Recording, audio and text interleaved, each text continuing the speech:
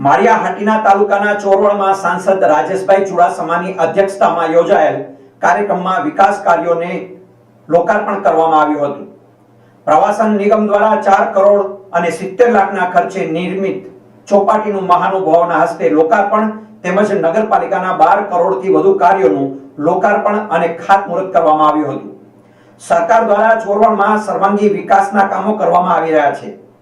ચોરવાડમાં દેશ વિદેશના પ્રવાસીઓ આવે તેવા પ્રોજેક્ટ કાર્યરત છે. ચોરવાડમાં સાંસદ શ્રી રાજેશભાઈ ચુડાસમાના અધ્યક્ષસ્થાને પ્રવાસન વિભાગ અને ચોરવાડ નગરપાલિકાના વિકાસ કાર્યોનું લોકાર્પણ અને ખાતમુહૂર્ત કરવામાં આવ્યું હતું.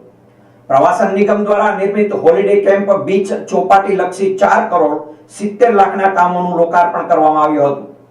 ચોરવાડ નગરપાલિકા દ્વારા શહેરની સુખાકારી માટે વિકાસ કાર્યો પૂર્ણ કરાતા લોકાર્પણ તેમજ નવા પ્રોજેક્ટનું ખાતમુહૂર્ત કરવામાં આવ્યું હતું. આવાસ યોજનાના 151 લાભાર્થીઓને પ્રમાણપત્ર એનાયત કરવાનો કાર્યક્રમ પણ યોજાયો હતો.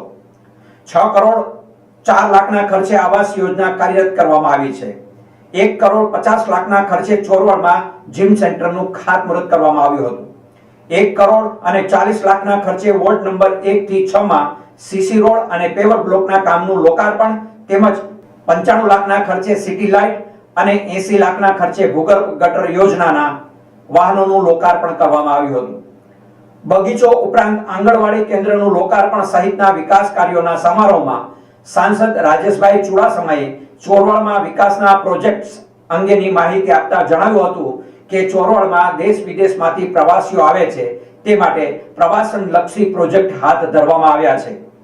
વડાપ્રધાન નરેન્દ્રભાઈ મોદીના નેતૃત્વમાં તીર્થ અને પ્રવાસન સ્થળોનો વિકાસ થઈ રહ્યો છે અને તેના કારણે રોજગારીનું પણ સર્જન થાય છે. ચોરવાડના વિકાસ માટે આગેવાનોએ જોયેલા સ્વપ્ન પૂર્ણ થઈ રહ્યા છે તેમ પણ જણાવ્યું હતું. માંગરોળના ધારાસભ્ય ભગવાનજીભાઈ કરગઠિયાએ પણ રાજ્ય સરકાર દ્વારા ચોરવાડ સહિત સમગ્ર દરિયાકાંઠે પ્રવાસન લક્ષી વિકાસ કાર્યોની માહિતી આપી હતી. આ કાર્યક્રમમાં કેશોદના ધારાસભ્ય દેવાભાઈ માલમ, વેરાવળ નગરપાલિકાના પ્રમુખ હરેશભાઈ, ચોરવાડ નગરપાલિકાના પ્રમુખ બેનાબેન ચુડાસમા, માંગરોળ નગરપાલિકાના પ્રમુખ કૃષ્ણાબેન, પૂર્વ ધારાસભ્ય રાજસિંહભાઈ જોટવા અને માધાભાઈ બોરીચા સહિતના આગેવાનો અને ચોરવાડના નગરજનો ઉપસ્થિત રહ્યા હતા.